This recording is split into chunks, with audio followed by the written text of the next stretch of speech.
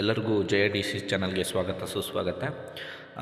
ಈ ವರ್ಷ ಅಂದರೆ ಮೇ 29ರಂದು ಶಾಲೆಗಳು ಮಕ್ಕಳಿಗೆ ತೆರೀತಾ ಇದೆ. ಸೊ ಈ ಮಳೆ ಪ್ರಯುಕ್ತ ಹಾಗೂ ಕರೋನಾ ಪ್ರಯುಕ್ತ ಏನೇನು ಹೊಸ ಅಪ್ಡೇಟ್ ನ್ಯೂಸ್ಗಳು ಬಂದಿದೆ ಅಂತ ನೋಡೋಣ ಈ ಚಾನಲ್ಗೆ. ದಯವಿಟ್ಟು ನಮ್ಮ ಚಾನಲ್ಗೆ ಯಾರು ಸಬ್ಸ್ಕ್ರೈಬ್ ಆಗಿಲ್ಲ ಅಂದರೆ ಈ ವಿಡಿಯೋ ಕೆಳಭಾಗದಲ್ಲಿ ಸಬ್ಸ್ಕ್ರೈಬ್ ಬಟನ್ ಇದೆ, ದಯವಿಟ್ಟು ನಮ್ಮ ಚಾನಲ್ಗೆ ಸಬ್ಸ್ಕ್ರೈಬ್ ಮಾಡಿ ಅಂತ ಹೇಳ್ತಾ ಬನ್ನಿ ವಿಡಿಯೋನ ಪ್ರಾರಂಭಿಸೋಣ.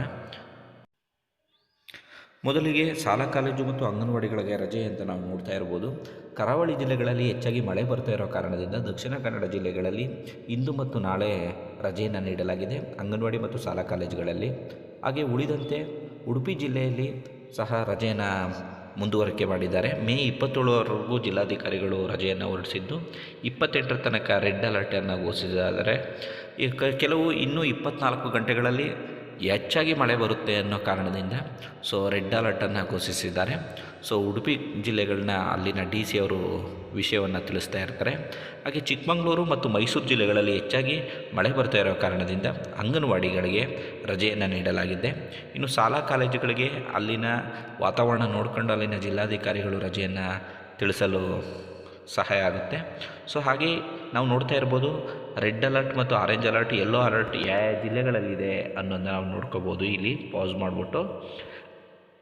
ಹಾಗೆ ಕೋವಿಡ್ ವಿಷಯಕ್ಕೆ ಸಂಬಂಧಪಟ್ಟಂತೆ ಕೋವಿಡ್ ಈಗೆಲ್ಲ ಭಾರತ ದೇಶದಲ್ಲಿ ಹೆಚ್ಚಾಗಿ ಕಂಡುಬರ್ತಾ ಇರೋದ್ರಿಂದ ಮುಖ್ಯವಾಗಿ ನಮ್ಮ ಕರ್ನಾಟಕದ ವಿಷಯವನ್ನು ಕೋವಿಡ್ನ ನೋಡ್ಕೊಳ್ಳೋದಾದರೆ ನಮಗೆ CM ಅವರು ಇವತ್ತು ಪ್ರೆಸ್ ಮೀಟಲ್ಲಿ ನೆನೆ ಹೇಳಿದರು, ಕೋವಿಡು ಹೇಗಿದೆ, ಹೇಗೆ ಮುಂಜಾಗ್ರತೆಯನ್ನು ಕೈಗೊಳ್ಳಬೇಕು ಅಂತ. ನಾವು ನೋಡ್ತಾ ಇರ್ಬೋದು ಇಲ್ಲಿ ವೃದ್ಧರು ಗರ್ಭಿಣಿಯರು ಮಾಸ್ಕನ್ನು ಹಾಕಬೇಕು ಅಂತ CM ಸಲಹೆಯನ್ನು ಸೂಚನೆಯನ್ನು ಕೊಟ್ಟಿದ್ದು. ಹಾಗೆ ಆರೋಗ್ಯ ಇಲಾಖೆಗೆ ಕೆಲವು ಸಲಹೆಗಳನ್ನು ನೀಡಿರ್ತಾರೆ. ಹಾಗೆ ಜ್ವರ ಇದ್ದರೆ ಮಕ್ಕಳನ್ನು ಶಾಲೆಗೆ ಕಳಿಸ್ಬೇಡಿ ಅಂತ ಪೋಷಕರಲ್ಲೂ ಸಹ ತಿಳಿಸಿರ್ತಾರೆ. ಹಾಗೆ ಆರೋಗ್ಯ ಸಚಿವರು ಸಹ ಜ್ವರ ಶೀತ ಇದ್ದರೆ ಮಕ್ಕಳನ್ನು ಶಾಲೆಗೆ ಕಳಿಸ್ಬೇಡಿ ಅಂತಲೂ ಸಹ ಹೇಳಿದ್ದಾರೆ. ನಾವು ಈ ಪತ್ರಿಕೆಗಳನ್ನು ನೋಡ್ತಾ ಇರ್ಬೋದು.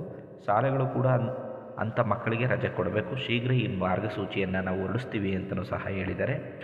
ಒಟ್ಟಾರೆಯಾಗಿ ನೋಡೋದಾದರೆ ನಾವು ಶಾಲೆಗಳು ಎಂದಿನಂತೆ ಮೇ 29ರಂದು ಶಾಲೆಗಳು ತೆರೆಯುತ್ತೆ.